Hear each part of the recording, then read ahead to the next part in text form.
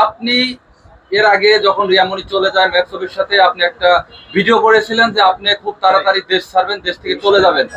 এখন আবার যেহেতু একটা সিচুয়েশন হলো, এরপরে আপনি দেশ ছাড়বেন কিনা বা বাইরে যাওয়ার চিন্তা ভাবনা আছে? আমি দেশের বাইরে গেলে এখন না, দেরি আছে। আমি তো এখন যেমন নিজেকে গোছাবো, আমার বাচ্চাগুলো বড় হতে হবে। আমি তো দেশের বাইরে গেলে আমার বাচ্চাগুলো কে দেখবে? বাচ্চাগুলো আর একটু বড় হোক, তারপর চিন্তা ভাবনা করবো। আপনি মুখে যতই বলেন যে আমার কষ্ট হচ্ছে না আনন্দ, কিন্তু আপনাকে দেখে তো মনে হচ্ছে আপনার ভিতরে অনেক কষ্ট। না না না, আপনি শুনেন, প্রতিটা লোকের মনে করেন কষ্ট থাকলেই পারে। কেউ প্রকাশ করে, কেউ প্রকাশ করে, কেউ প্রকাশ করে না। আচ্ছা আলম ভাই, এর আগে আমরা দেখেছি যে যখন পরকে নিয়ে আপনি তাদেরকে ধরেছিলেন, তার পরবর্তীতে আপনি শক্ত শক্ত কথা বলেছেন, তাকে কখনো মেনে নেবেন না, তাকে আর কখনো আশ্রয় দিবেন না। তার পরবর্তীতে আবেগে আমরা দেখলাম যে আপনি মৃত্যুর দিকে চলে গিয়েছিলেন। তখন একটা ভিডিও ভাইরাল হয়েছিল রিয়ামণির, আপনার মাথা রিয়ামণির বুকে এবং পা মিথিলার কাছে।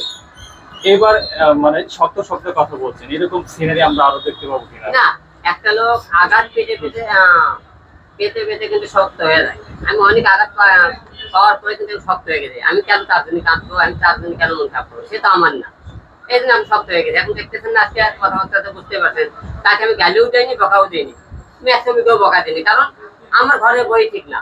আমি তাই ওই ছেলেটা কেন দোষ দেবো? ভাই আলম ভাই, শেষ প্রশ্ন, আপনার সাথে রিয়ামণিকে আমরা সামনে আরো দেখবো কিনা? ওর শেষ প্রশ্ন। না, এখন যেহেতু সে আমার কাছে নাই, সে তো আমার কাছে দেখবেন না। তাহলে কি শেষ আপনাদের?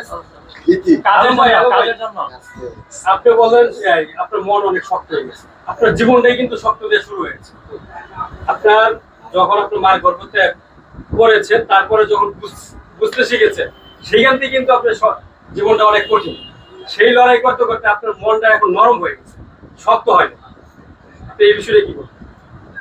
আঘাত পেতে পেতে মানুষ কিন্তু কঠোর হয়ে যায়, পাথর হয়ে যায়, শক্ত হয়ে কিন্তু যায়। আপনি নরম হয়ে গেছেন। আমি আঘাত পেতে পেতে না, নরম হয়ে গেছে থেকে, কিন্তু কিছু কিছু আঘাত ভিতরে এমন একটা শক্ত হাতে তৈরি করছে যে আঘাত চেষ্টা করলেও এই পাথরকে মনে কেউ আর গলাতে পারে।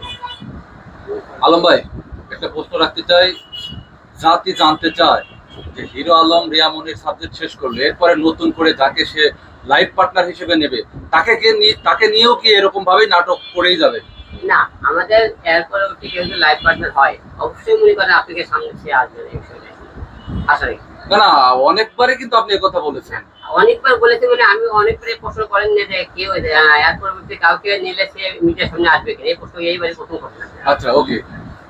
রিয়ামণি আপনাকে কি দিয়ে গেল তাইলে যাওয়ার সময়? কিছুই না, কি বেদনা ছাড়া, কান্না ছাড়া কিছু দিয়ে গেল? না কিছুই দিয়ে জানি। সে ভালো থাক, যে সে যাকে নিয়ে ভালো থাকতে চায়, যে আমি চাই সে তাকে নিয়ে ভালো থাকে।